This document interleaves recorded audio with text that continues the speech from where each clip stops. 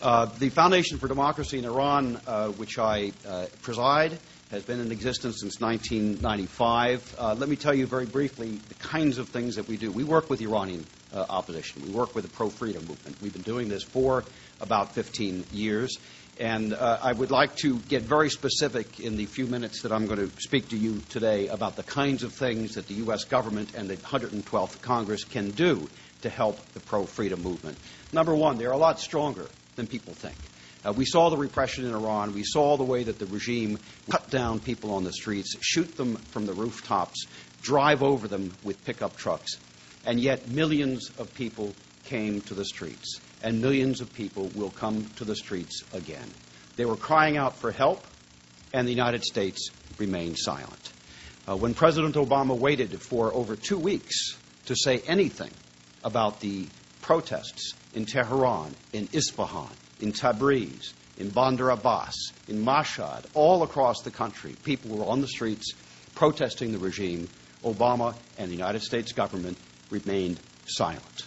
His silence was used by the regime to discourage the protesters and ultimately, I believe, to reinforce the regime itself. We can do a lot. Today we are doing absolutely nothing to help the pro-freedom movement in Iran. As Larry mentioned, I have an op-ed today in the Washington Times about the Voice of America.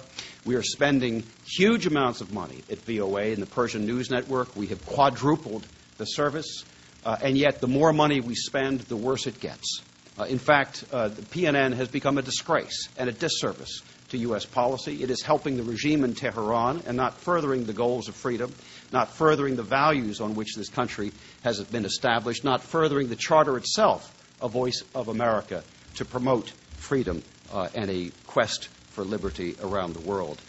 The managing editor of Voice of America, who I name in this article, he is the son of an Ayatollah in Tehran. His brother works for the central bank in a very senior position, and yet he claims on air that this makes no difference whatsoever, and of course he is just an objective observer and editing the news. But I ask you, look at some of the decisions that Sayyid Ali Sajadi has made as managing editor of the Voice of America. He was the one who decided, after Nida Aga Sultan, a young bystander, a 26-year-old girl in Tehran, was gunned down in cold blood. She was dying on the streets. She wasn't even part of the protests at that moment. She was a bystander. And people had captured her death on the streets of Tehran with a cell phone video. It went out over the internet, almost instantly became viral. She became the image of the suffering people of Iran. Every network in the world broadcast that footage, except for one, the Voice of America's Persian News Network. They waited 3 days before they finally broadcast that video. And that decision was made by Sayyid Ali Sajadi.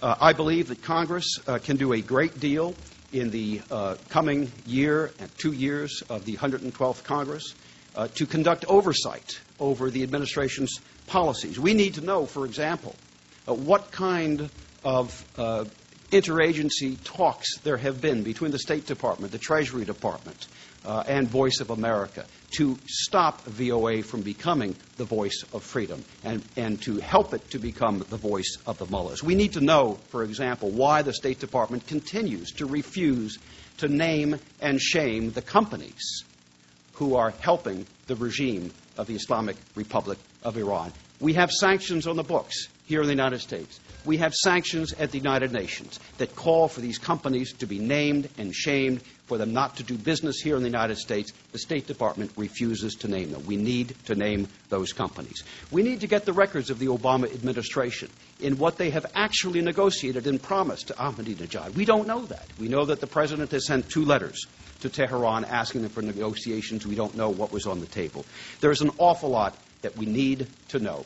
Finally, let me just say a couple more things. I think we should model, Congress should ask for an Iran Security Commission, just as we have the China Security Commission that was set up after the Clinton administration's failed policies in transferring technology to communist China. We should have an Iran Security Commission that looks at Iranian penetration of the United States, of U.S. institutions, of the U.S. government, of the U.S. media, of Iranian agents acting here in this country. And ultimately, we should also have greater funding for the pro-freedom movement. We work at the Foundation for Democracy in Iran with groups from across the political spectrum, from across the ethnic spectrum in Iran. What a lot of people don't know here is that Iran is not just ancient Persia.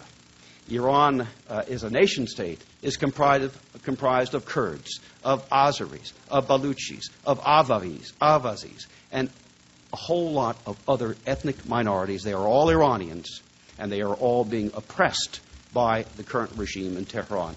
Our job as a foundation is to serve as an honest broker to help bring some of these groups together, and I'm telling you, with help from the United States, with help from Europe, from European governments, the people of Iran will triumph, and they will get rid of this regime. Our bill will authorize additional funding to give Radio Farda the ability to confront this jamming more aggressively and to expand its reach across the country with additional shortwave capacity, additional satellite time, and increased proxy capacity.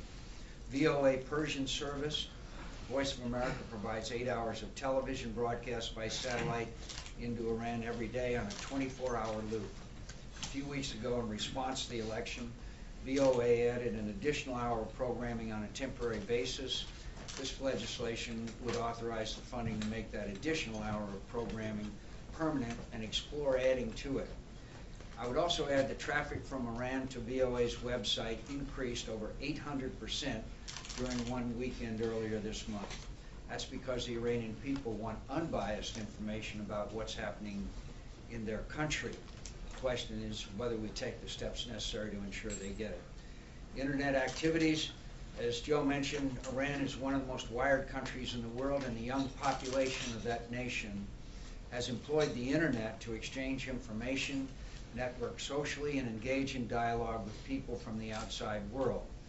From these very reasons, the Iranian government recognizes that the internet is a threat to its stranglehold over society and has tried to impose its repressive controls over it.